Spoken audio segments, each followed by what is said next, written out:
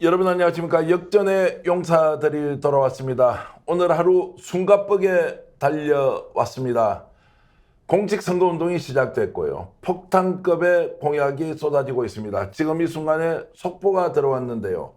송영길 소나무당 대표 보석과 관련된 오늘 법원의 결정이 조금 전에 날 것이라고 생각을 했는데 아직까지 최종 결론이 나지 않았습니다. 심리를 했던 담당 판사는 일단 좀 더 고려를 해보자고 해서 오늘 저녁에 송영길 소나무당 대표가 석방이 될 것인지 아니면 내일 될 것인지 그것도 아니면 계속 구속된 상태에서 총선을 치를 것인지 알 수 없습니다. 어쨌든 많은 사람들이 송영길 대표가 석방돼서 선거운동을 정상적으로 하도록 해야 한다라는 주장을 이어가고 있는데요. 오늘 많은 기대를 했습니다만 조금 있다가 결론이 날 수도 있고 또 오늘 밤 12시까지 어떤 식으로든 판사가 최종 결론을 낼 것이라는 얘기도 있어서 경기도 의왕에 있는 서울구치소 주변에는 지금 현재 노영희 변호사를 비롯한 많은 소나무당 관계자들이 현장에서 결과를 기다리고 있는 상황입니다. 소식 들어오는 대로 여러분들과 공유를 할 것이고요. 조금 전에 송영길 소나무당 대표가 구치소로 향하는 장면에 대한 영상이 들어와 있는데 조금 이따 여러분들께 또 알려드리도록 하겠습니다. 지금 벌써 1300명의 실시간 동접자들이 들어와서 여러 의견들을 주고 계십니다. 자, 조국당보다 소나무당이다. 송영길 대표 석방돼야 한다. 판사가 누구냐? 소나무당 화이팅이다. 노영희 후보 화이팅. 자, 이렇게 이제 많은 글을 주시는데요. 일단 역전의 용사 두 분부터 소개를 하겠습니다. 변희재 미디어워치 대표고문 오셨습니다. 어서 오십시오. 네, 안녕하십니까.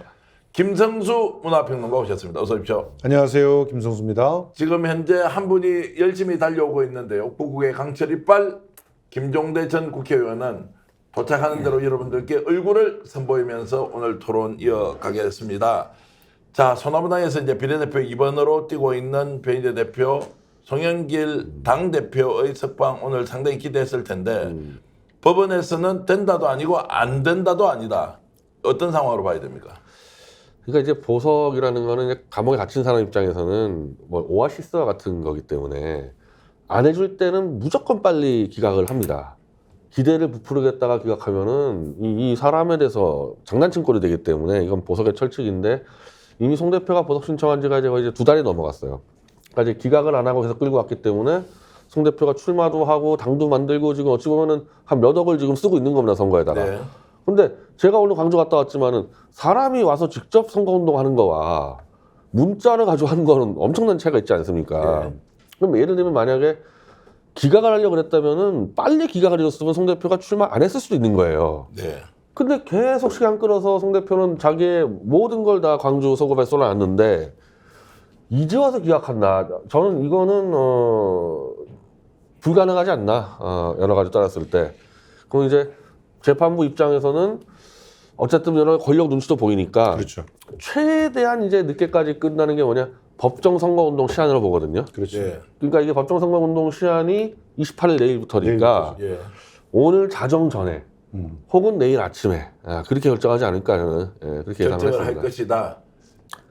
결정을 만약에 또 결정을 안 하고 29일, 30일 가면 재판이 진행되겠어요? 이 네. 사람 앞에서? 그렇죠. 그러니까 오늘 밤이나 내일 오전까지 결정이 되는데 저는 여기까지 끌고 왔으면 이제 보석이 맞지 않겠나. 석방 가능성이 높다고 보십니까? 만약에 여기까지 끌고 와서 기각하면 정말 석궁 쏘는 수가 있는 거죠. 석궁 일부러 쏘는 게 아니거든요.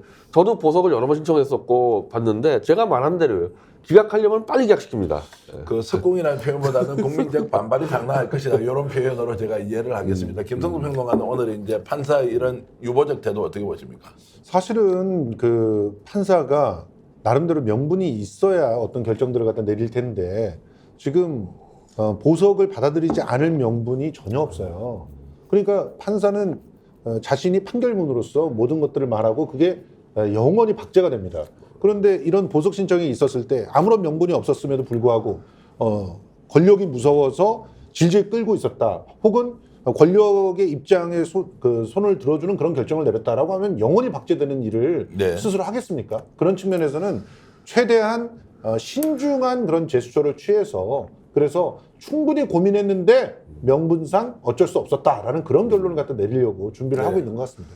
그게 석방을 바로 위한 그렇죠. 수순이다. 석방을 위한 수순이죠. 특히 이제 만약에 판사 입장에서는 기각을 시켰는데 옥중 당선되면은 저거 치명타거든요. 그럼요. 저 법조 생활할 때. 그리고 영원히 그냥 기록이 남아요. 다행히 최근에 소나무당의 SNS에서는 지금 폭발적 상승세가 있고 제가 광주 갔다 오니까 이제 송영길 이제 걸개 그림도 걸려 있고 하니까 이제 분위기가 바뀌고 있어서 뭐 저는 뭐 석방으로 결론 나올 거라 생각하고 있습니다.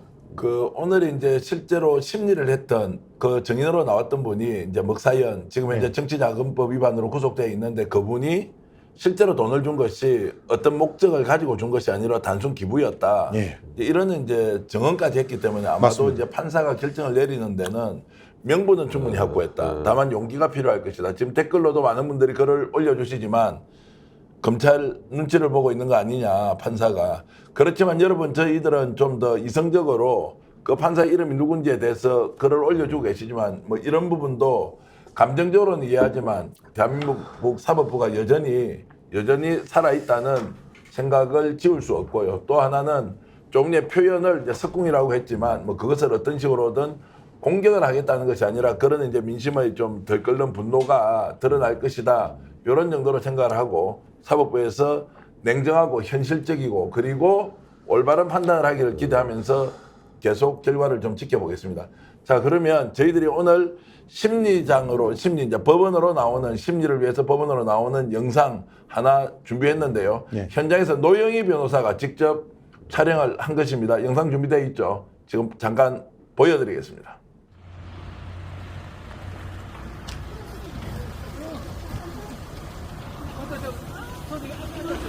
소년 들었는데. 네, 지금 보신 것처럼 구치소 차를 타고 손원길 대표가 지나갔고요. 오늘은 재판에서 증인신문 끝나고 판사가 아직 결정 못했다 그러고 갔습니다. 오늘 12시까지 기다려보겠다는 게 입장이긴 한데 또 결정을 판사가 내리고 그 결정에 따라서 법무부나 이런 쪽에 또 연결하고 통지하고 이런 데 시간이 좀 걸려서 사실은 지금 결정을 내렸을 수도 있고요. 또 아니면 식사하시고 결정을 내릴 수도 있는데 일단 그 재판에 참석하신 분들의 그 얘기로는 그냥 좀 긍정적으로 기다리겠다는 얘기인 거고요. 긍정적인 부분하고 부정적인 면으로 한번 생각해 볼 수 있는데 증거인멸이 결국은 문제가 되기 때문에 오늘 증인신문한 분이 그 먹사연에 후원한 걸 인정했고 그래서 결론적으로 송 대표도 그 먹사연에 후원한 건 인정했고 그러니까 더 이상 증거인멸 얘기는 필요가 없는 말이 아닌가. 부정적으로 본다는 거는 오늘 밤 12시부터 선거운동인데 아직까지 결정 못했다는 거는 좀 문제가 있는 거 아닌가 이렇게 보는 입장들인 것 같습니다. 제가 지금 구치소에서 1시간 정도 기다리고 있는데요. 그리고 송 대표는 손 안 주고 그냥 일단은 들어갔습니다. 지금 재판에 참석했던 사람들이나 다른 변호사들은 이 상황을 7시 정도까지는 기다려봐야 되겠다 이런 얘기인 것 같습니다. 좀 또 나중에 확인이 되고 나면 또 알려드릴게요. 고맙습니다.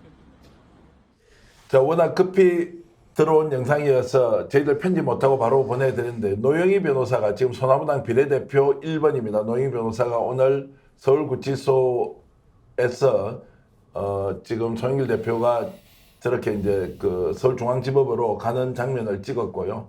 아마도 이제 중앙지법에서 오늘 판사가 결정을 했으면 석방이 됐을 것이다 라고 기대하면서 현장에 기다리고 있었는데 아직은 이제 최종 결정이 나오지 않았다. 이런 말씀을 여러분들께 가장 빠르게 대한민국 언론 중에서는 저 영상을 최초로 공개하는 역전의 용사들이다.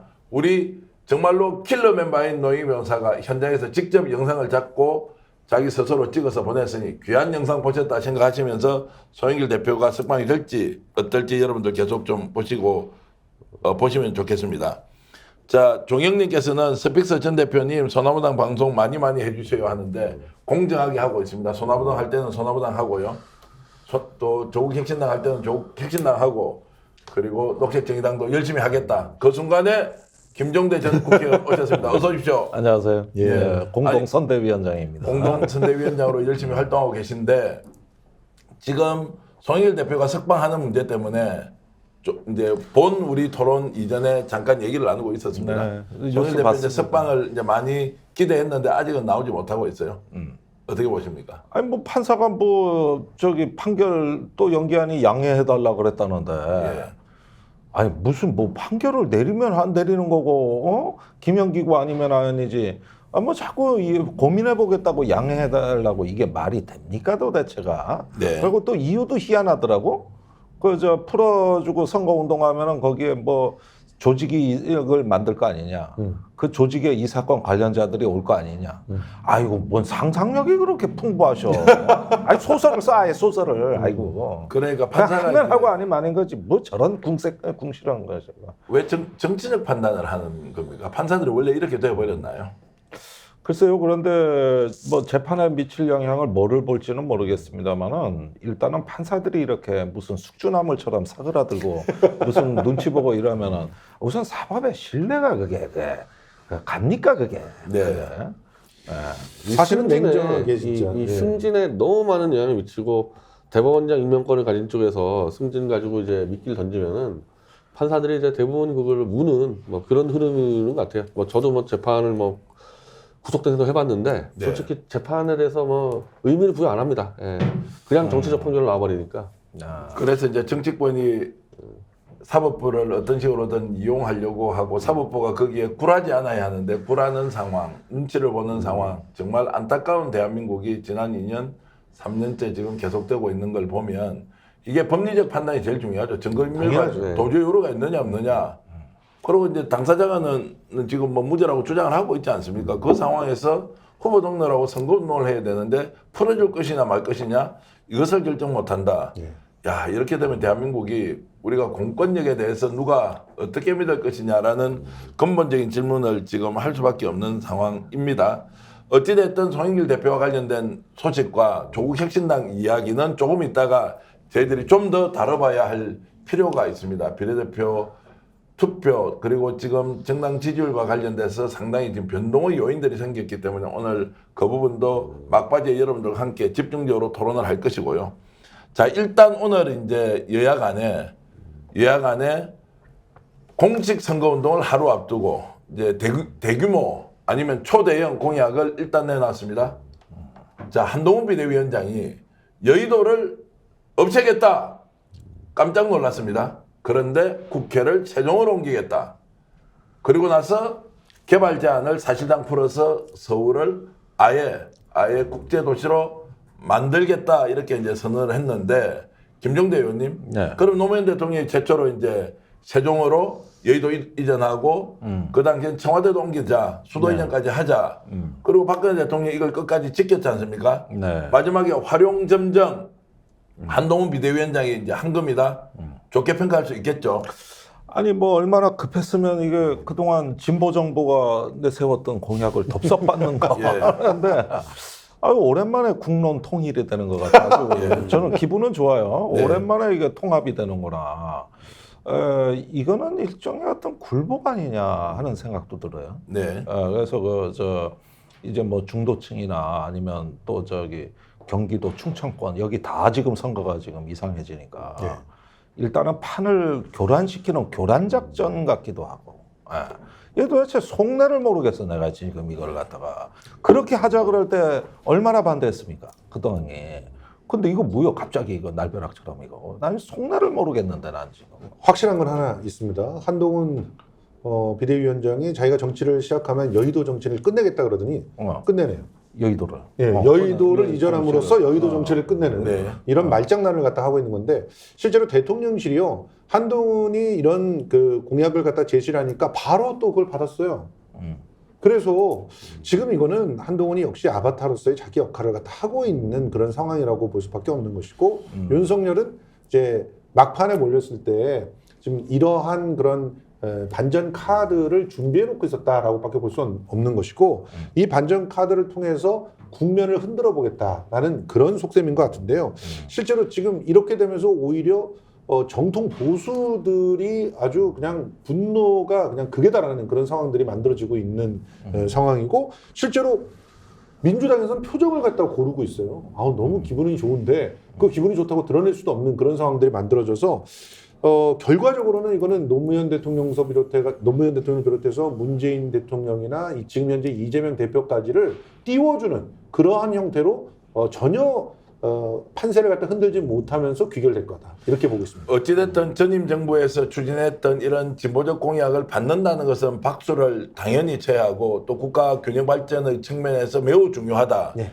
그런데 조금 전에 언급했듯이 변 대표께 좀 여쭤보면 자 보수가 지금 이 문제는 뭐 언론을 비롯해서 뭐 총공세를 해서 수도 이전 안 된다고 얼마나 많이 싸웠습니까? 그러니까요. 자 이번에 그러면은 전격적으로 받아들였다. 이러면 보수는 통일된 의견으로 이거를 동의해 줄까요? 어떻습니까? 아니 지금 우리가 수도가 지금 세종시가 좀 이상하게 돼 있잖아요. 네. 행정 중심 도시로 돼 있고 청와대는 서울에 있고 국회가 서울에 있는 이상한 기괴하게 된 이유가 보수가 그때 몸을 던져 막았기 때문에 이렇게 돼버린 네, 거거든요. 그렇죠.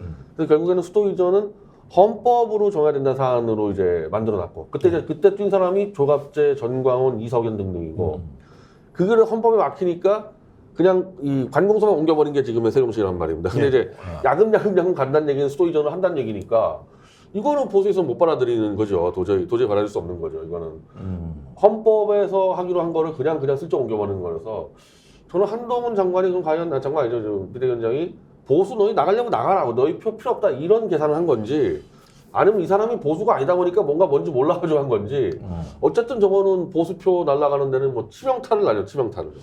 자 표심에 대한 계산은 이제 좀 이따 얘기하기로 하고 국회의원을 해보셨으니까 김종대 의원 예. 이게 어떻습니까? 이게 이제 이렇게 비대위원장이 당 대표지 않습니까? 총선결과와 관계없이 22대 국회가 열리면 자 이거 바로 실행하자 이렇게 했을 때 그때 당론으로 반대할 수 있습니까? 어느 당이요? 어느 당이 반대? 아이고. 아니 민주당은 반대할 이유가 없고 이걸 그럼요. 꾸준히 지금 추진을 해왔으니까 아니 그런데 선거 끝나면은 또 표변하지요. 지금 바뀐다고요? 뭐 충청권 의원들이야 대창성 하겠지요. 그 뭐 어느 당이든 불문하고. 그렇지만 저건 선거 끝나면은 다 생각하고 저 외국 유학 가버리면은 아니, 그렇게 말씀하시면 안 되고요. 예. 이렇게 중차대한 정말 백년지 대계를 결정했으면 어떤 식으로든 아니 그 동안에 원래 국회가 국회 세종 분원을 세우려고 했다가 맞습니다. 번번이 예산이 잘렸어요. 예. 예. 이거 세금 낭비라 그래가지고. 그렇죠. 그렇지만 국회는 원래 민주당 국회의장을 할 때는 세종시의 국회 분원이라도 만들자. 그렇죠. 다는 안 옮겨도.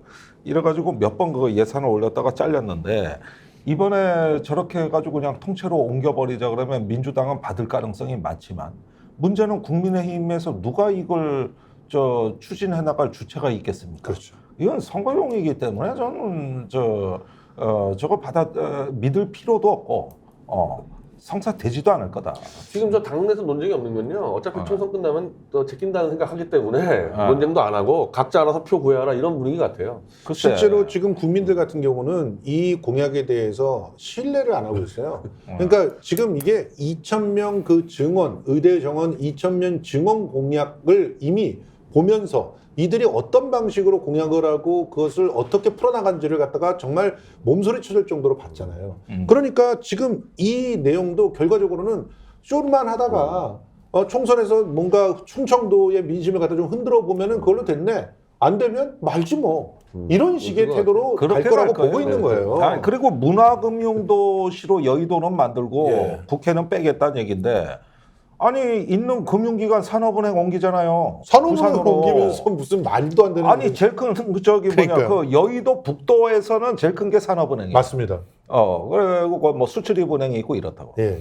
아니 그런데 산업은행을 부산 경제를 위해서 빼겠다는데 있는 금융시설이 빠지는데 무슨 금융가가 됩니까 여기가? 그렇죠. 아니 그리고 그러니까. 여의도 그 국회 의사당에서 그것이 빠져나가면은 그것을 어떻게 활용할까에 대한 어떤 계획이 있어야 되지 않습니까?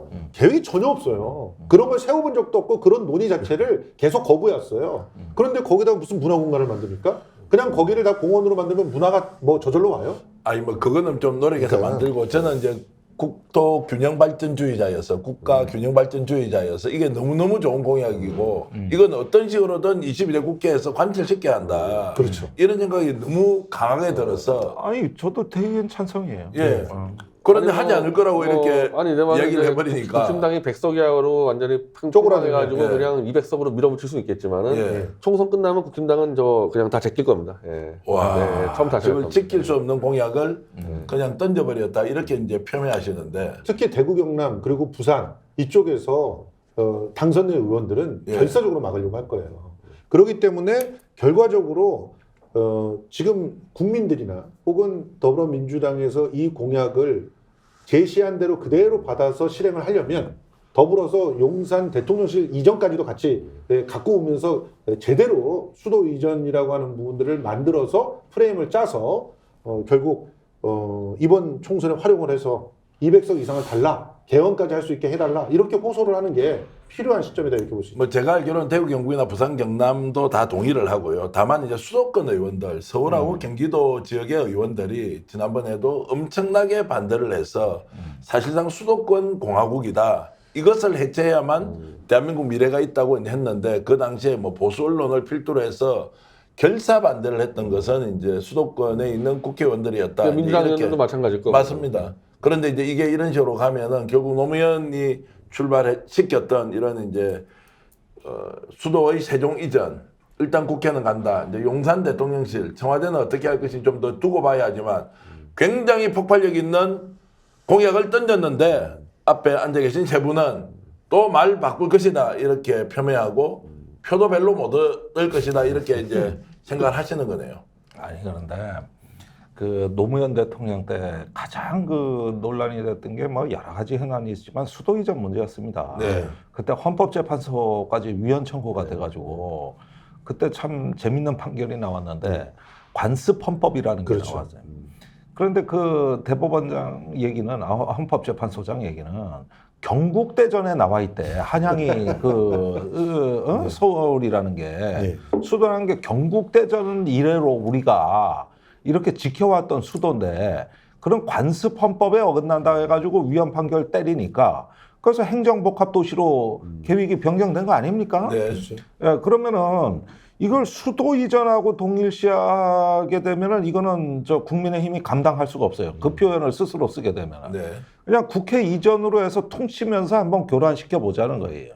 그러면은 이걸 갖다 절대 다수 의원들이 반대하는데 거기에 이거 무슨 수로 감당을 합니까 이걸? 근데 이제 무슨 수로. 기본적으로 저는 윤석열 쫓아낸 다음에 정돈할 필요가 있는 게 이 행정 효율이 너무 떨어져가지고 국회 청와대는 서울에 있고 맞아요. 관청역 이거 보통 문제가 아니에요. 이거는 다시 서울로 끌어오든지 내려와서 정리를 해야지 네. 이대로 놔두면요 이거 지금 엉망진창되고 저는 윤석열 정권의 지금 이 엉망진창이잖아요. 그 문제도 이거 연관돼 있다고 봐요 이게 지금. 자, 그러면 세 분께 여쭤보면 자 이렇게 해서 국회는 세종으로 옮기자. 이제 분원 문제도 이제 없어집니다. 당장 올해 예산 반영하자 이런 이야기까지 지금 국힘에서 나오고 있고요. 네. 그러면 이제 대통령실, 청와대는 지금 어떻게 해야 되느냐, 같이 가야 되느냐, 말아야 되느냐. 그러면은 원샷 개헌으로 관습법이 아니고 헌법에서 아니, 아예 그렇게 대통령실 세종분소도 얘기되고 있어요. 아니 그러니까 네, 그것도 얘기되고 있으니까 이전하자. 위헌 논란을 피해가는 방법은 있습니다. 이거는 국민 여야 통합이 돼야 될 문제인데 되면은 이거는 상당히 큰 변화죠. 그리고 저기 대통령실 이전할 때 장소가 뭐 의식을 규정한다? 뭐 이러면서 용산으로 옮겼지 않습니까? 그렇죠. 그런데 정치가 마음에 안 드는 이유가 이게 텁 때문인가? 뭐 이런 생각도 할 수 있는 거고. 그러다 보면 이왕 옮기는데 이게 소 뒷걸음질 치다 쥐잡는 거지. 어떻게 저렇게 좋은 생각을 합니까, 그래? 이제는 또 대통령 분원실 만들어서 그럼 대통령이 도대체 세종에 있는 거냐 서울에 있는 거냐 또 복잡한 논란 말고요. 일단 쫓아내고 남북 관계까지 고려해서 국민적 합의로 정하자는 거야. 그렇죠. 서울이나 세종 정해야 되지. 이게 도대체가 수도가 몇 개인지가 헷갈리게 만들지 말자는 거야. 그렇죠. 변희재 대표 이제 비례대표 이번 국회 이번에 입성하실 걸로 저는 뭐 기대하고 있는데요. 정말로 말씀하셨던 대로 뭐 윤석열 정권에 대한 어쨌든 평가는 해놓고 나서 수도 문제를 어떻게 할 것인지 오히려 22대 국회 출발하면 이제 국회 이전한다고 했으니까 아예 공론장에서 국민 의견을 모아서 원샷으로 개헌을 하든지 어떻게 하든지 이번에 완전히 결론을 내자. 이것은 굉장히 중요할 것 같고 그걸 좀 주도해 주십시오. 지금 거의 이제 수도가 반쪽 쪼개져 있는 상태예요. 예. 이 비율이 엄청나고 이제 노 대통령이 수도 옮길 때 전제는 남북 관계를 고려한다 그랬거든요. 근데 네. 그때는 남북 관계가 그런 대로 평화적으로 갔었을 때 이 전제이기 때문에 저는 새 정권들은요 남북 관계부터 풀고 그것까지 고려해서 결정을 해야 된다. 근데 남북 관계가 잘 풀리면은 뭐 저 같은 경우는 세종시로 옮기는 걸 찬성할 수 있을 것 같아요. 공문에서 현재는 자. 서울이 지금 안보를 지키는 상태가 되기 때문에 모든 종합적 사안을 논의해서 국민적 합의로 가야지. 그렇지. 뭐 또 슬쩍슬쩍 와서는 안 된다 이거예요.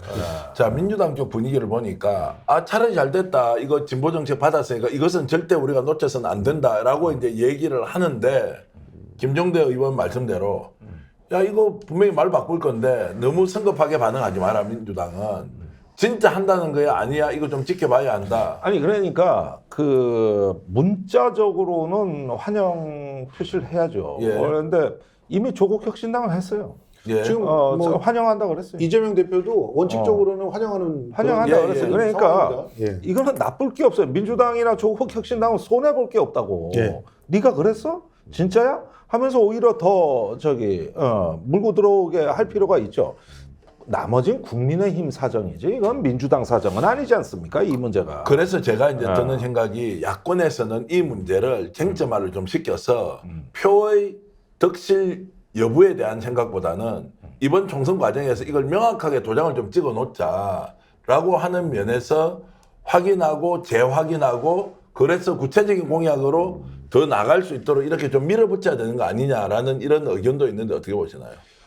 그렇게 해야 된다고 보고 저는 이재명 대표는 그런 방법을 선택할 거라고 봐요. 네. 지금 이재명 대표는 아마도 그 당 내에서 어떻게 이 문제를 갖다가 전략적으로 만들어서 우리 전 대표님께서 그 지적하신 대로 결국은 반전을 갖다가 시키는 그런 방법을 찾고 있을 겁니다. 그리고 아주 구체적으로 지금 이 내용으로 흔들릴 수 있는 판은 사실 충청하고 수도권이란 말이에요. 그래서 수도권에서는 오히려 그 한동훈 같은 경우는 굉장히 악수가 되는 그런 그 수를 둔 거고 충청을 조금 움직일 수 있을까 하는 기대를 하고 있을 테지만 사실은 민주당에서 이걸 받아서 적극적으로 그 더 큰 그런 그림들을 갖다 그려간다면 충청 같은 경우도 오히려 더 지금 야권으로 빨려 들어갈 가능성이 있거든요. 그런 측면에서 앞으로 어떤 그 대안들이 그 민주당이나 혹은 조국혁신당 쪽에서 나올지 지켜봐야 될 거라고 봅니다. 자, 그래서 여기서 이제 한 사람 짚고 넘어가야 될 분이 있습니다. 오세훈 서울시장입니다. 자, 이분이 지금 여기에 어떤 반응을 보일 거냐. 또 서울에 동작에 출마한 또는 분당에 출마한 안철수, 소위 말하는 자기 대권 주자들이 이 부분 어떻게 할 거냐. 자, 기자들이 이제 질문을 할 거란 말이에요. 네. 자, 이랬을 때 오세훈 시장 어떻게 나올 것 같습니까? 김종대 형님. 아니 뭐 부정적으로 나올 것 같은데. 부정적으로 나온다. 예, 그 이미 오세훈은 독자적인 대선 플랜으로 가지. 그렇죠. 뭐 이런 데서 좌고우면할 그런 상황은 아니고 오히려 기회다. 차별화할 수 있는. 그리고 제가 보기에는 난 정말 한동훈 위원장이 이 얘기를 왜 했는지 정말 모르겠어요. 네. 이건 당내 분란도 초래하고 보수 결집도 와해하고 엊그제 박근혜 전 대통령 찾아간 위원장이 이런 얘기를 그걸 바로 한다? 그리고 저 실행력도 담보가 안 되고 이러면은 나는 이거 야당 표 몰아줄 일만 있지 여기서 건질 게 없어요. 한동훈 위원장이. 아니 민주당은 이거 원래 우리 거였다고 주장할 건데 도대체가 나는 이 얘기를 왜 했는지 내가 이해가 안 간다는 거예요. 이해가. 그런데 지금 대통령실은 찬성하고 나섰어요. 적극적으로. 대통령실은 그렇게 했지만 이제 네. 오세훈 시장은 서울에 지금 인구가 줄고 수도권 집중화가 아니고 정확하게 얘기하면 경기도 집중화 현상이 생겨서 서울을 어떤 식으로든 활성화시켜야 하는데 이것이 빠져나간다라고 했을 때 이제 오 시장이 어떤 설득 논리를 가지고 동의를 할 것이냐 아니면 본인은 여기에 동의 안 한다고 의견을 낼 것인지. 아니 이런 오 시장뿐 아니라 수도권에 출마한 국힘당 사람들은 똘똘 뭉쳐가지고 반대하겠죠. 그렇죠. 그 당시 이제 2002년 대선 때 노무현 쪽에서 충청 수도 이런 얘기 나왔을 때 조갑제가 주도해가지고 전 조선중앙동아에 광고를 붙이면서 서울을 죽이고 있다 좌파들이 이게 가거든요. 예. 그러면 오세훈 입장에서는 이 보수의 패권을 지는데 너무 좋은 기회가 왔기 때문에 당연히 그렇게 움직일 거고 만약에 오 시장이 깃발되면 보수는 그쪽으로 몰려가겠죠. 그러니까 지금 참 희한하게 저는 조심스럽게 추정을 해보면 윤석열 대통령은 핵심이 이 개발제한 그 구역을 갖다 푸는 것에만 관심이 있는 것 같아요. 그러니까 결국은 자기 장모가 땅을 확보해 놨든지 어떤 차명으로 그 땅을 사놨는지 모르겠지만 굉장히 그 개발 제한 구역에 많은 투자들을 해놓은 상태에서 지금 빨리 임기가 끝나기 전에 삽이라도 떠나야 되겠다 이런 생각에 밀어붙이고 있는 그런 상황이 아닌가 하는 생각이 들 정도로 대책도 없고 또 구체적인 플랜도 전혀 보이지 않습니다. 그래서 이 부분에 대해서 구체적인 플랜과 전략으로 민주당이나 야당 측에서 이것을 역제안을 한다면 얼마든지 총선에서 그 중요한 이슈로 부각시키면서 표를 갖다가 다 가져갈 수 있는 그런 계기들도 있다고 저는 봅니다. 결국에는 이번 이제 1승으로 나온 최대 공약이 야당과 민주당을 더 도와주는 결과, 그리고 빼도 박지도 못하는 상황으로 몰린다. 황당한 결과가 나오는 거예요. 황당한 결과가 나온다. 예, 예. 아니, 자 보시죠. 정말 저는 이거는 우리가 모르는 초자연적인 힘이 있다고 난 도저히 그렇게밖에 생각할 수가 없어. 맞아요. 어떤 논리적 맥락을 다른 뭐 여태까지 뻥도 많았지만 그건 그래도 당이 있다니까. 뭐 여러 가지 좀 이렇게 그래서 저렇게 생각했겠구나 뭐 이런 게 있는데 아니 이 공약은 아무리 생각해도 논리적인 맥락이 안 보이고 초자연적 왜 느낌이 온단 말이에요 이게요. 저는 이게 나중에 총선 직전에 한동훈 윤석열을 국힘당과 보수가 퇴출시킬 때 요 명분으로 하기 딱 좋게 됐다고요. 요거 명분으로 요놈 맞아요. 빨갱이다 퇴출시키자 이렇게 될 수 있어. 근데 혹시 초자연 현상이 수도 이전을 하라고 하고 이번 총선 결과는 이미 나왔으니까 뭐 열심히 싸우지 마라. 그래서 초자연 현상이 오히려 수도 이전을 원하고 있는 건 아닌가요? 이거는 국가 파묘 사건입니다. 저기 아니 이거 우리가 모르는 뭔가 사연이 있고 이유가 있다고밖에 저는 생각할 수밖에 없어요. 자꾸 이분 생각하시는 것 같은데. 그래서 이건 국가 파묘 사태다. 예.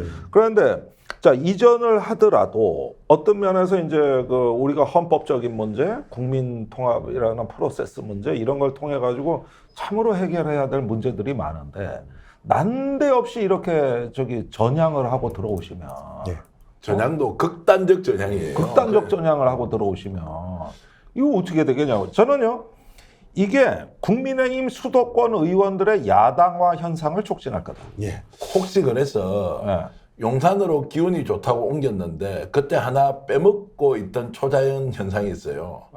GTS가 그 밑에 지나가잖아요. 그렇죠. 그래서 기운이 다 빠져서 이게 도저히 안 되니까 그냥 수도 옮기자 이렇게 했을 수는 없을까요? 제가 말이 안 되는 그러니까 걸 드리고 있습니다. 기본적으로 포인트는 먼저 짚어봐야 될 포인트는 첫 번째 천공 스승은 제자한테 무슨 교실을 또 했을까? 이것도 한번 짚어봐야 되고 그까지 한번 내가 두 번째 하려다 말았는데 어쨌든 두 번째 조심해야 됩니다. 또 한동훈 비대위원장의 어머님의 숨겨진 직업과 그리고 윤석열 대통령 장모님의 진짜 직업 이런 것들을 고민을 해보면 일정한 퍼즐들이 보여요. 그 퍼즐들이 국가 발전에는 전혀 도움이 안 되는 그런 퍼즐이지만 오히려 이런 식으로 엉뚱하게 자신들의 욕망들이 오히려 다른 쪽에서 국가가 제대로 돌아가는데 사용될 수 있을 수 있기 때문에 지금 특히나 더불어민주당은 적극적인 대안을 내세워야 됩니다. 제가 이제 이 말씀 들으면서 조금 제가 가두리는 쳐야 되겠습니다. 제가 이제 너무 범위에 많이 이렇게 벗어나면 우리 역전의 용사들이 가지고 있는 원래 색깔을 조금 잃어버릴 수 있다 이런 생각을 하기 때문에 어쨌든 지금 현재 이 일은 대단히 큰 사건인데 실행 가능성이 별로 없다. 그런데 기왕에 이렇게 됐으면 야권은 받아서 제대로 수도 이전까지 가야 한다. 요 정도로 일단 해놓고 총선 끝나고 나서 22대 국회가 출범했을 때 과연 국민의힘이 이 생각을 그대로 유지할지 이것은 여러분들과 함께 지켜보겠습니다. 그런데 동시에 오늘 이재명 당대표는 민주당 또 공약을 내놨습니다. 자, 어떤 것이냐. 기본사회 5대 공약이라고 해서 17세 때까지 한 달에 20만 원씩 계속 지원을 하자. 자, 이 부분은 김성수 우리 평론가 말씀 좀 해주세요. 그러면 이제 당장 돈이 어디 있느냐, 포퓰리즘 아니냐 이렇게 해서 출생기본소득을 17세까지 하겠다. 그리고 국립대 무상, 사립대 반값 등록금 하겠다. 그리고 간병비 건강보험 적용하겠다. 뭐 이것은 이제 지금까지 나왔던 이야기여서 전격적으로 수용한 것인데, 자, 이런 부분에 대한 5대 정책 어떻게 보십니까? 기본적으로 그 이재명 대표가 대통령 선거 때 제시했던 그런 공약들을 더욱더 다듬고, 그리고 또 특히나 대학 무상교육이나 이런 부분들은 좀 더 적극적으로 서민들을 바로 세우는, 국민들한테 먼저 투자하는 그런 그 공약으로서 정리를 했다, 이렇게 볼 수가 있고요. 여기에 대해서 가장 큰 문제가 이제 재원 문제 아닙니까? 그런데 그 재원은 이미 우리가 윤석열 정권을 겪으면서 부자들에게 제대로 그 세금을 갖다 걷고, 그리고 새로운 그런 그 재생에너지를 갖다 활용한 다양한 그런 그 시스템을 통해서 국민들이 직접적으로 자기가 투자하고 자기가 그런 분배를 갖다 받을 수 있는 그런 시스템을 만들어낼 수 있다는 자신감이 있어요. 그래서 지금 이재명 대표는 분명히 대선 때 얘기했던 에너지 고속도로 같은 것을 전체 국민들이 혜택을 나눠 가질 수 있는 대표적인 국가 산업으로 발전시킬 생각들이 있고, 그런 생각 속에서 이런 제안들을 갖다 하고 있는 것이기 때문에 재원과 구체성이 점점 더 정교해지고 있다, 저는 그렇게 봅니다. 제가 이제 판넬을 사전에 좀 준비를 했어야 하는데요. 김종대 의원과 좀 출연자 세 분께 이 질문 드리겠습니다. 오늘 이제 제1호 공약, 기본소득, 기본사회 5대 공약, 그리고 수도는 아니지만 여의도를 아예 국회를 옮기겠다, 세종을 옮기겠다는 이 공약 두 개 비교해서 점수를 좀 매겨 주시도록 하겠습니다. 점수까지. 판넬이 없습니다. 판넬을 좀 준비해서 올려주시면 좋겠고요. 자, 지금 말로 그냥 점수를 좀 매겨 보시죠. 예. 종대님 몇 점 줄 수 있습니까? 예, 일단 기본소득 공약은 이거 조금 더 뜯어보려지겠습니다. 뜯어보려면 기본사회 제가 5대 뭐 공약. 이런 어떤 복지 정책에는 대단히 저도 적극적인 사람입니다만은 이 경로가 옳은가 이건 좀 뜯어봐야 되기 때문에 일단 유보적으로 일단 60점 정도 줘놓고 60점. 한번 추가가 있는지 확인해봐야 아니, 뭐 돼요. 좋습니다. 왜냐하면은 이거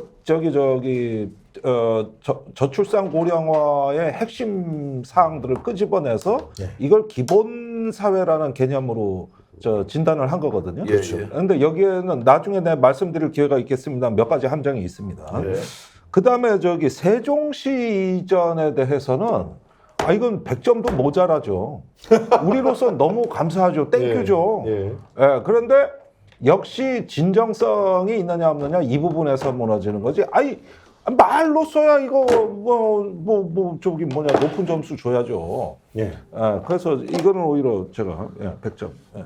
아니 그러면 100점이면 민주당이 60점이고 한동훈 비대위원장 국민의힘이 100점이면 한동훈 비대위원장이 더 잘했다. 아니 잘했다는 게 아니라 예. 나한테 좋다는 거지. 아 좋다는 예, 거고. 그래서 그리고 자꾸 이렇게 떠들어 줘야 예. 정신 나간 사람처럼 보여가지고 선거에는 오히려 자 부수적으로. 표심에는 어느 쪽이 더 유리합니까? 자, 이게 중도층의 그거 표심은- 어려운 문제예요. 예. 굉장히 어려운 문제인데 이 기본 소득에 관한 문제 있지 않습니까? 예. 기본 사회에 대한 거는 솔직히 말해서 조금 이건 따져볼 문제가 많습니다. 따져볼 문제가 예. 많다. 아무래도 녹색정의당은 조금 선별복지 쪽에 가까이가 있기 네. 때문에 이런 보편복지 쪽에 조금 따져볼 여지가 많다고 문제 제기하는 당이니까 이 점이 따져볼 여지가 자 오늘 이제 첫 여야의 총선 공약에 대해서 평가를 하고 있는데요. 강미든 님께서는 이재명 30점, 한동훈 10점 이렇게 올려주셨고요. 참고로 100점 만점에 지금 두 가지 의견 여러분들께 드렸습니다. 자 국회 이전하자 한동훈 비대위원장의 공약과 이재명 당대표가 내세웠던 기본사회 5대 공약, 자, 이 부분에 대해서 여러분 뉴스 접했을 텐데요. 점수 좀 올려주시면 제가 소개해드리고요. 김성수 평론가께서는 몇 점을 주시는지 한번 판넬 보여주실까요? 예, 저는 이렇게 점수를 매겨봤습니다. 90점, 100점 이네요. 왜냐하면은 90점이라고 쓰기에는 예, 구체성이 너무 없어요. 예, 그러니까 실제 공약 그 자체로만 보면 90점을 줘야 맞거든요. 왜냐하면은 지금 국회와 또 대통령실 분원 요게 옮겨간다는 정도인데 아예 수도가 이전한다고 했으면 100점을 줬을 텐데 네. 그거까지가 안 되니까 90점을 줘야 맞는데 예. 진정성이 없으니까 예. 10점짜리밖에 안 된다. 10점일 수도 있다. 그러니까 결국은 반응을 갖다가 얼마나 가져올 것인가. 예. 10점짜리밖에 안 될 것이다. 네. 10점짜리 공약만 한 반응밖에 못 낼 것이다라는 네. 거고 이재명의 공약은 진보와 또 미래를 생각하는 사람들한테 100점짜리 공약이라고 생각하고요. 네. 서민들한테는 분명히 특히나 대파가 그 윤석열한테는 875원짜리 대파가 내가 여기 홈플러스 갔더니요 2,370원이더라고요. 네, 예. 아니 그러니까 나는 2,370원밖에 그 살 수가 없는데 윤석열은 875원에 사는 이런 세상을 바꾸기 위해서 우리는 기본을 탄탄하게 국민들에게 투자하는 그런 공약들이 필요하다. 그런 측면에서 100점을 주고 싶습니다. 자, 김원섭님께서는 한동훈 40, 이재명 100, 김명숙님은 이재명 80, 한동훈 25.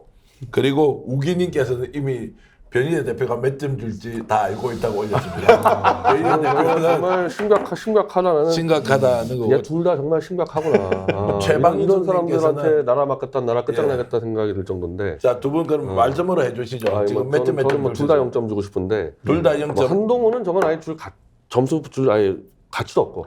대상이 안 어차피 돼. 무의미한 거기 예. 때문에. 오히려 그리고 이제 쓸데없이 지금 이슈가 만들면은 오세훈 중심으로 보수가 똘똘 뭉쳐가지고 수도 서울 사울하자 이래서 사수하자 그래서 오히려 반대파가 형성돼가지고 나중에 제가 그랬잖아요. 이제는 더 이상 서울이냐 세종시냐 결단을 내려야 될 상황이 옵니다. 이제 분명히 이거는 네. 쪼개지 말고 그럴 때 오히려 해를 끼쳐요. 예. 쓸데없이 서울 사수하자 이렇게 패가 형성되면은 대화가 안 되는 상황이 돼버려서 아주 안 좋은 해악을 끼쳤다 한동훈은. 그 초자연적으로 점수를 맞춘 분이 있습니다. 우기님인데요. 이분이 변희재는 0점 줄 것 같다 했는데 실제로 0점. 아, 초자연적 실력 우기님 감사드리고요. 현호님께서는 100대 70 이렇게 올려주셨습니다.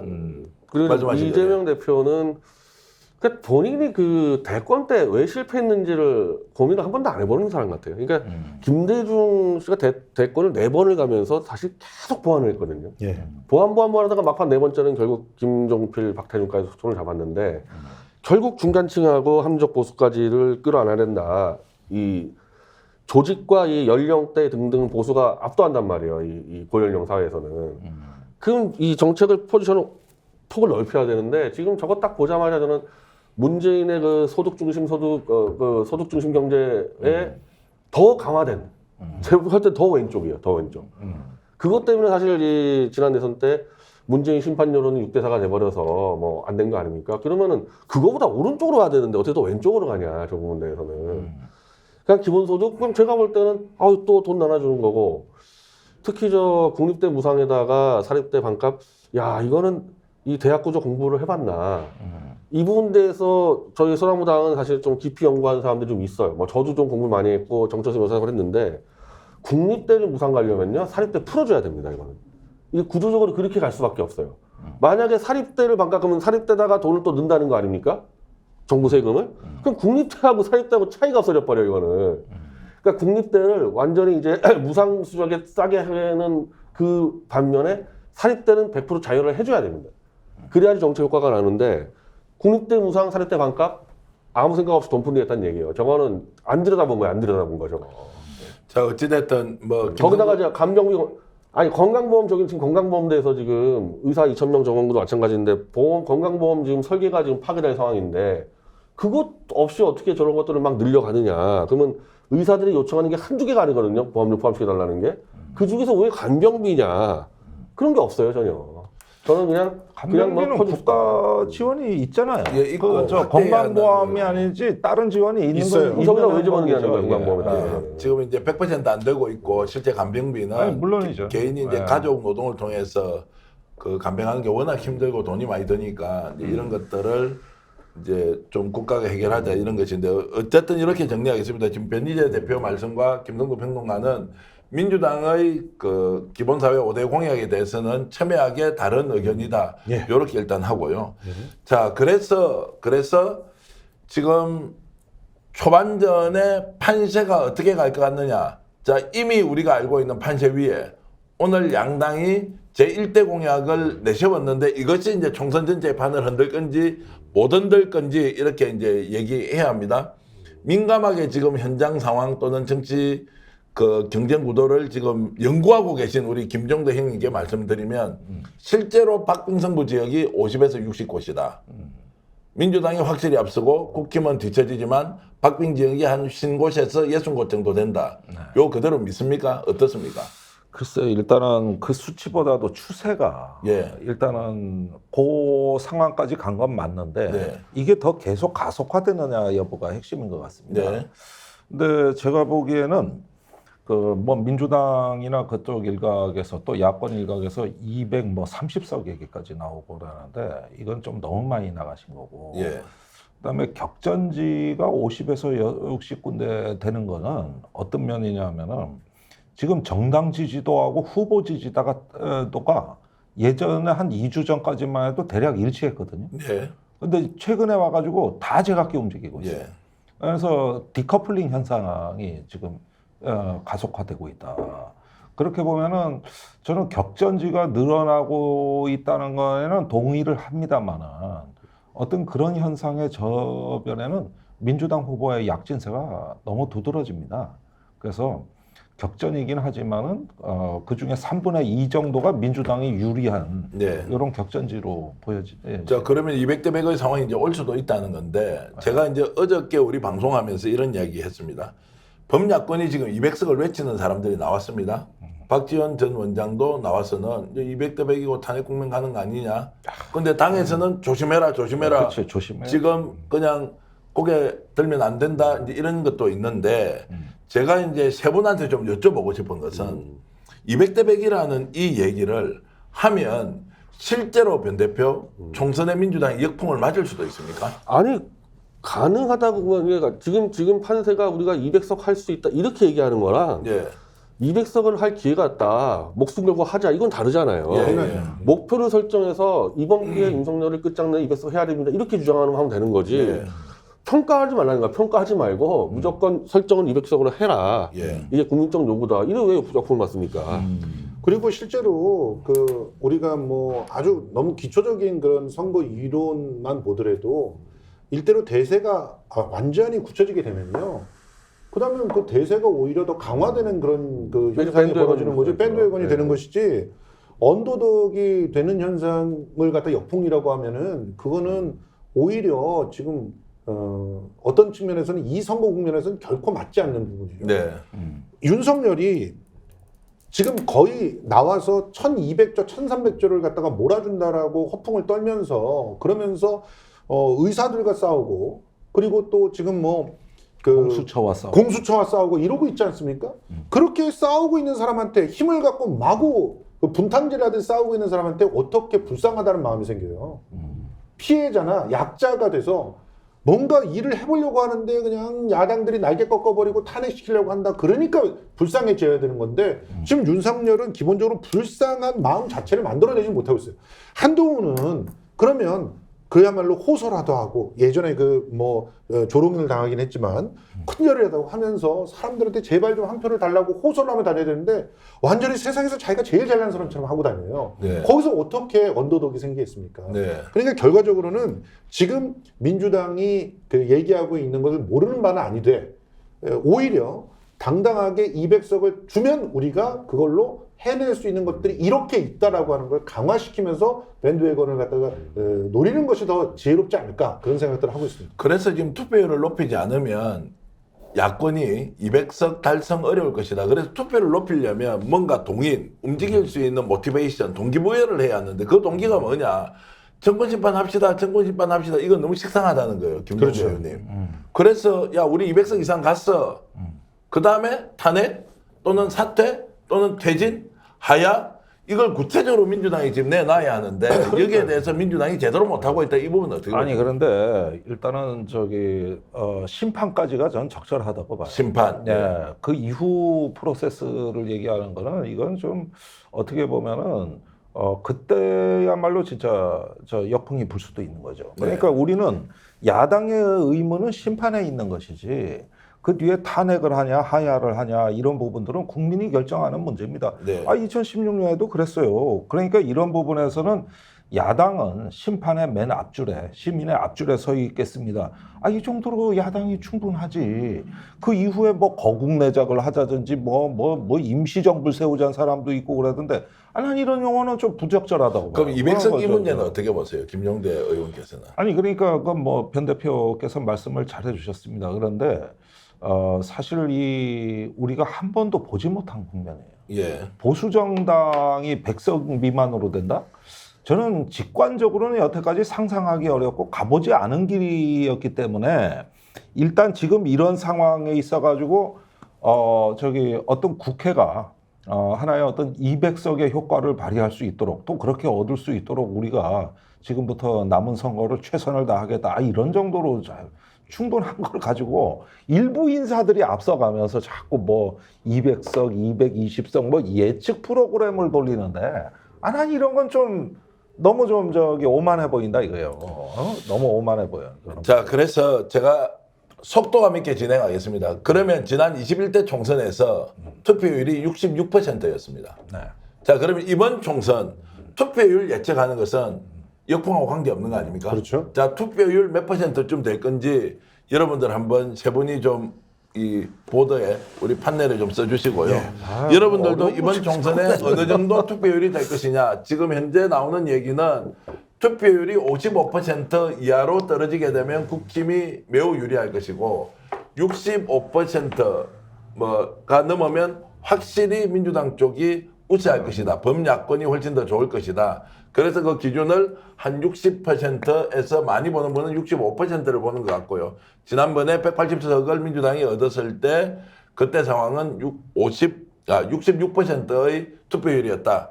자, 그래서 김종대 전 의원께서 먼저 올려주시겠습니다. 65%입니다. 65%면 요 수치는 네. 최근 정치의 효능감이 좀 높아질 것 같은 기대치입니다. 네.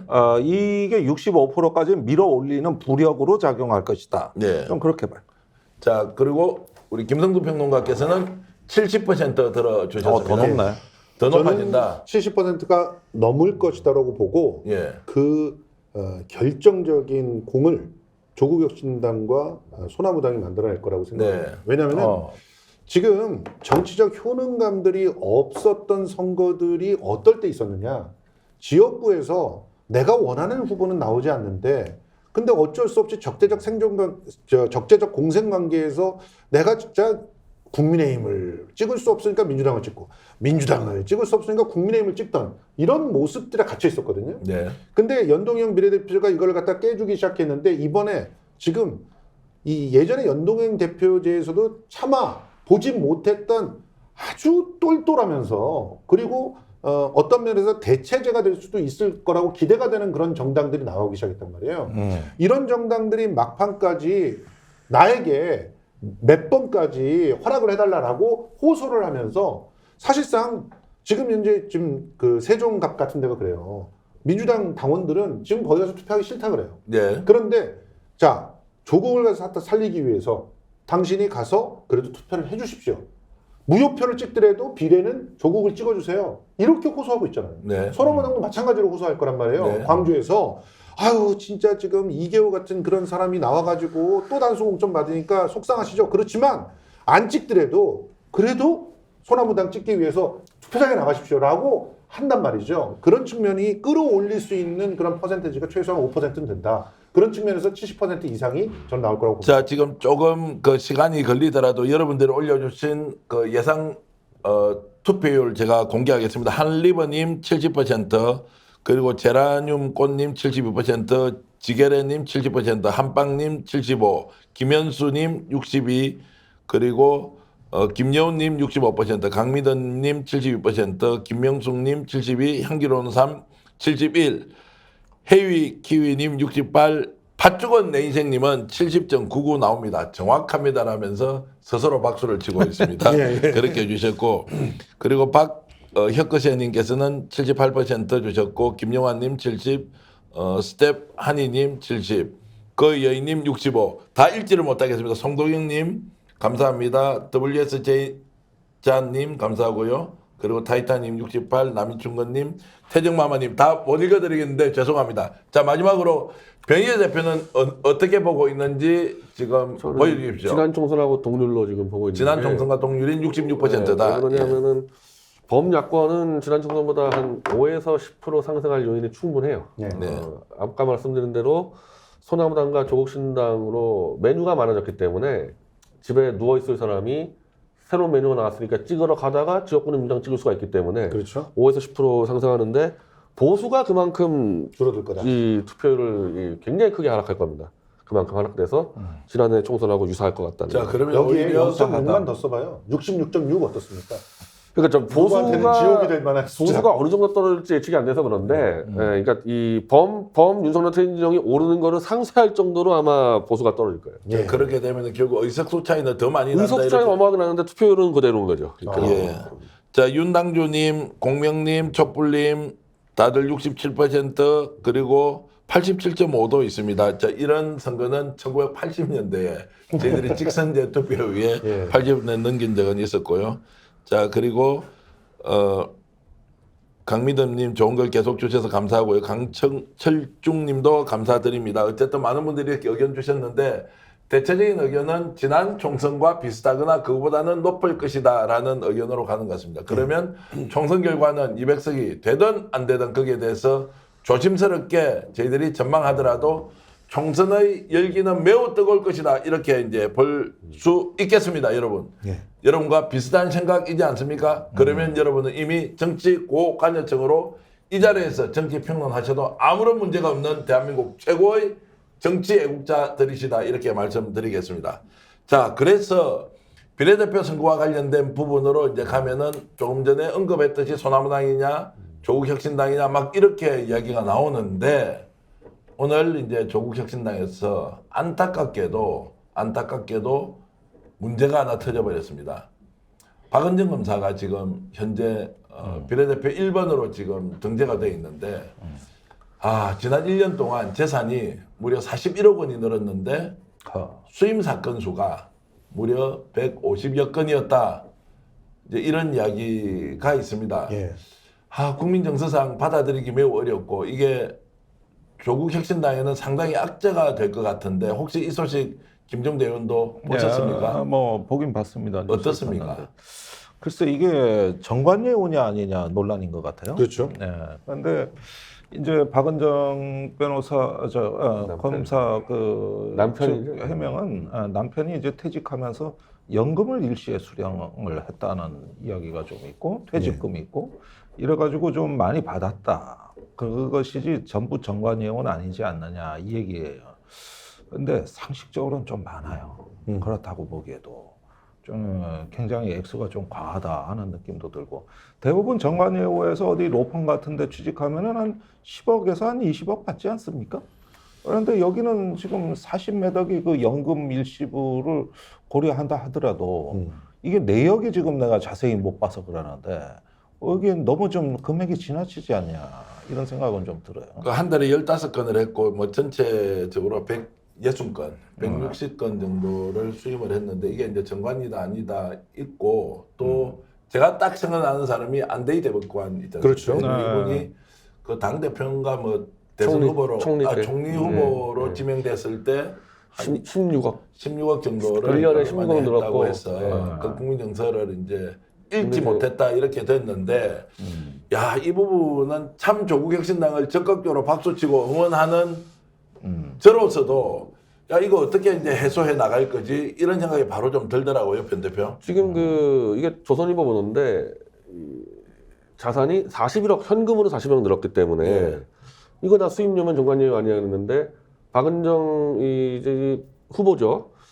이 반론은 내놓는 게 160건을 9개월 동안 했고 한 달에 10억 건 했기 때문에 그 정도는 할 수 있는 거 아니냐는 것처럼 저는 그렇게 받아들였어요. 근데 요즘에 변호사가 한 달에 10억 건 수임 못 합니다.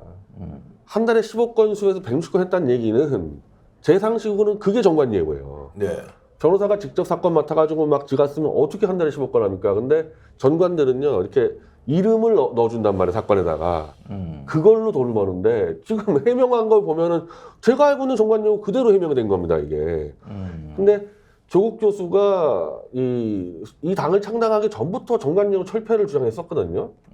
아니, 뭐 정관예우 철폐를 주장하는 당이 누가 봐도 정관예우 혐의가 짙은 사람은 어떻게 비례 1번으로 왔고, 그리고 거기서 해명하는 방식도 나 이게 많이 했는데 뭐가 문제냐 이건 아닌 것 같아요. 이거는 즉각 정리 안 하면요 이건 좀 심각한 문제가 될 것 같아요. 근데 저희들이 좀 이제 가슴 아프지만 냉정하게 좀 얘기해야 될 것이 49억 원의 소득이나 돈 재산이 늘었다는 것은 세금을 내고 나서 세후에 49억이잖아요.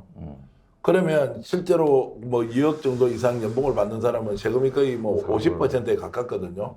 그렇게 보면 수임료 자체가 그러면 뭐 수임에 대한 어쨌든 뭐 이런 그 수익이 80억, 90억, 100억이었다. 그러고 세금 내고 났을 때 45%는 세금 냈다고 박은정 제일 많이 낸 네, 것은 이제 본인도 45%가 넘었다 이렇게 했는데 그러면 여기가 89석. 그래서 이제 이 문제는 이게 국민 정서 그리고 정관 예우 문제 그리고 이걸 지금 총선 앞두고 이런 일이 이제 터졌을 때 과연 조국혁신당에서 이 문제를 어떻게 이제 해소하고 국민적 의혹을 정권 심판 열기로 이어갈 것이냐. 자, 이 문제는 매우 중요하고 그래서 조국혁신당이 국민의 신망과 기대를 얻는 만큼 이 문제에 대해서도 좀 더 명쾌해질 필요가 있다.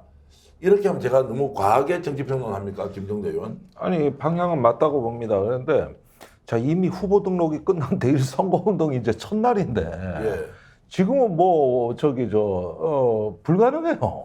이 뭐 명단을 갖다가 뭐 저번에 공천 취소하듯이 이렇게 하는 거는 불가능하고 아마도 선거 이후에 거취를 밝히는 형식으로 돼야 되지 않을까.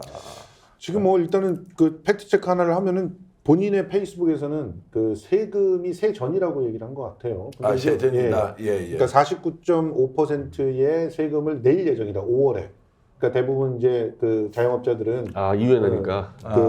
그 받은 다음에 5월에 정산해가지고 5월에 그 세금을 그렇죠. 내잖아요. 5월에 신고하죠. 예, 그렇기 때문에 아직까지 세금을 내지 않았다. 뭐 제가 하여튼 잘못 예. 말씀드린 부분이 있으면 제가 사과를 드리고 저는 이제 이게- 재산 신고가 그렇게 예. 돼 있다고 해서 그런 상황이고 지금 그렇다고 해도요.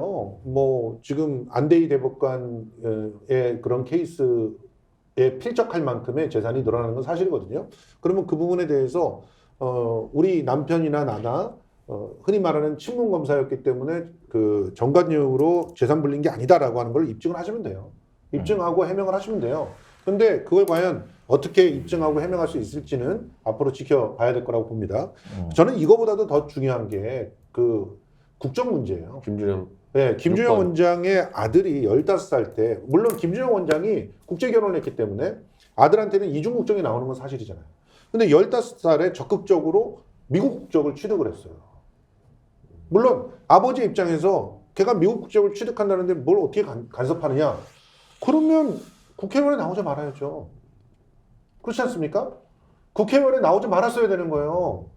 그런데 이제 와가지고 국회의원에 나왔으니까 병역을 서둘러 마치게 하고 국적을 다시 회복하게 하겠다라고 하는 얘기를 한다는 것은 글쎄요, 그게 그렇게 될 리도 없지만 굉장히 참 이거 좀- 부적절한 선택일 수도 있어요. 관리가 이거는요, 잘 돼야 이거 더 되겠네. 심각한 게 제가 볼 때 거짓 해명이에요. 왜냐하면 이 이중국적을 가지고 이제 판단을 하는 시기가 18세 때 판단하게 돼 있는데 원래는 18세죠. 15세 때 이제 이 한국적을 버린 이유는 병역을 안 하겠다는 얘기예요. 그러니까 한국적은 아니고 난 미국인이니까 군대 안 가겠다고 던진 건데 그렇게 설명을 못 하니까 국제학교에 입학하려다 보니까 국제학교에서 미국 국적만을 원해서 포기했다 그러는데 아마 지금 대한민국 사람도 국제학교 엄청 보낼 겁니다. 국제학교는 한국 학교예요. 예. 한국인도 들어가요, 거기는.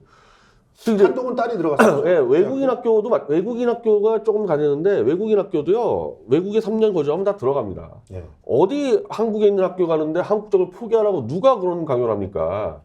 그러니까 병역을 이 의무를 이행하기 싫어서 한국적을 포기한 것 같고 저는 이거는 거짓말이고 허위사실 공표죄가 된다고 볼 수 있고 이제 와서 야 병역을 안 하기 위해서 국적을 버렸는데 나 국회의원 할 거니까 아들 다시 한국에 보낼게요. 그거 안 됩니다. 그거는 그런 식으로 될 수가 없어요.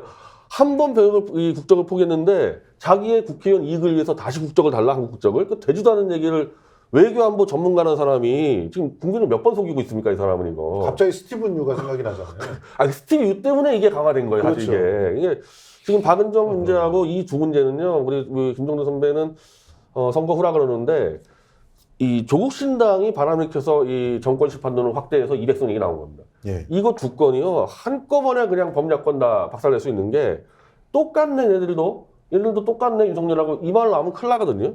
저는 이 둘은 빨리 정리를 하는 게 맞다고 봅니다. 아니 그래서 지금 오늘 이제 보도를 보고는 너무 놀라기도 했고 와 결국 이런 게 터지나 그러면 이제 터졌다는 것은 그 전에 사실을 몰랐다는 것. 그러나 이제 공당에서 제일 중요한 것은 이것을 어떻게 정리하느냐. 일일이 다 확인할 수 없잖아요. 지금 거의 7번도 문제예요. 지금 이명박 때 그때부터 시작해서 잠깐만 이제 그 7번 문제는 좀 다른 문제예요. 왜냐하면 이걸 논리를 확산시켜 나가면 예, 알겠습니다. 논리를 그냥 확장만 시키면 어떤 문제가 있느냐. 그러면 음주운전 한번 걸렸는데 그것도 끝내야지. 이러면 밑도 끝도 없는 것이고 예. 결국 이제 정치인이 실책할 수 있고 실수할 수 있고 뭐 문제가 될 수도 있는데 국민 정서상 도저히 못 받아들이는 것. 이제 이런 것들은 뭐 엄연히 세상살이를 하고 있으니 뭐 그런 문제에 대한 이제 양해의 기준이 저는 있다고 생각하고요. 일단 지금 정관예우의 논란에 휩싸인 이 문제는 바로 정리해야 될 것이다. 그리고 해명에 문제가 있었다면 김준현 교수도 이 부분은 소상하게 어떤 과정으로 예. 그리고 솔직히 미국 국적 획득하고 싶은 그 마음이 잘못된 건 아니잖아요. 예. 그러면 그렇게 했다고 얘기하고 다시 옮기고 국적 회복 절차를 밟겠다는 것은 그 당사자 의견도 매우 중요한 거 아니에요? 그렇죠. 아, 그건 불가능합니다. 병역을 기피하기 위해서 국적을 버린 사람은 회복이 불가능하다고 돼 있어요. 그러니까 애초에. 병역이 병역을 수행 안 되잖아요. 그러니까 예. 병역을 아니, 안 된다니까. 하지 않기 위한 예, 다른 것 예, 때문에 그건 안 했다고 되게 이제 하면은 그런 게 있기 때문에 어쨌든 그 부분은 조금 더 신중해야 될 것 같고 예. 다른 후보들 한 사람 한 사람이 가지고 있는 문제가 무엇이다 이렇게 이제 하는 것은 좀 더 신중하게 접근할 필요가 있다고 생각하는데요. 자, 그래서 지금 벌써 걱정이 나오는 게 범야권 200석 아니 정권심판 열기 이번 공천자를 직접 우리가 세세하게 살펴보니 문제가 생겼다. 이거 지금 조기에 차단해야 되는데 김종대 의원 좀 말씀 좀 해주세요. 이게 자 공당의 당 대표로서 또는 총괄선대위원장으로서 이 문제 어떻게 정리하고 가야 됩니까? 일단 터진 문제. 뭐 지금으로서는 일단 사건을 더 들여다봐야 되겠습니다만은 어떤 식으로든 처리 방향은 내야 될 것 같아요. 당장 뭐 그렇죠. 사퇴다 아니다. 이건 지금 사퇴해도 심각하거든요. 이게 지금 공천이 끝난 직후란 말이에요, 지금.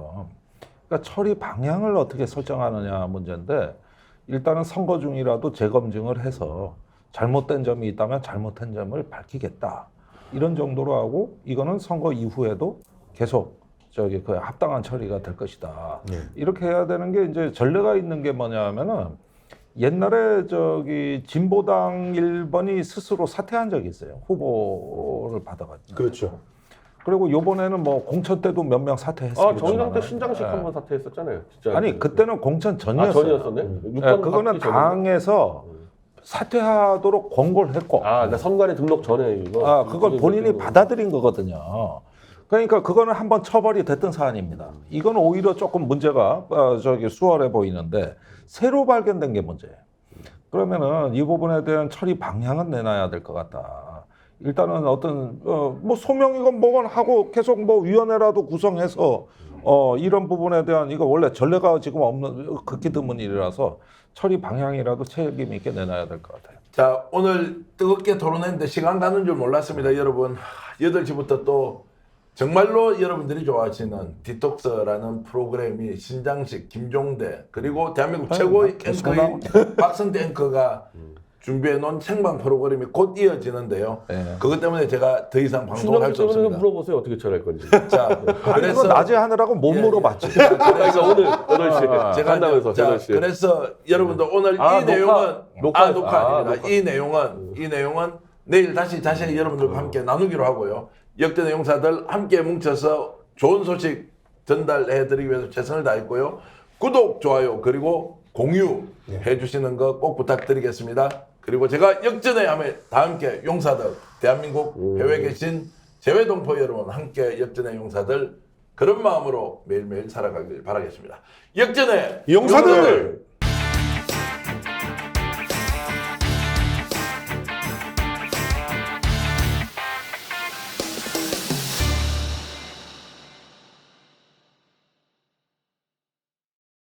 스픽스는 말하는 언론입니다. 대세는 유튜브, 그중에서 스픽스. 좋아요, 댓글, 구독, 알림 설정. 여러분이 저희를 사랑해 주시고 우리가 여러분을 사랑하는 4가지 방법입니다.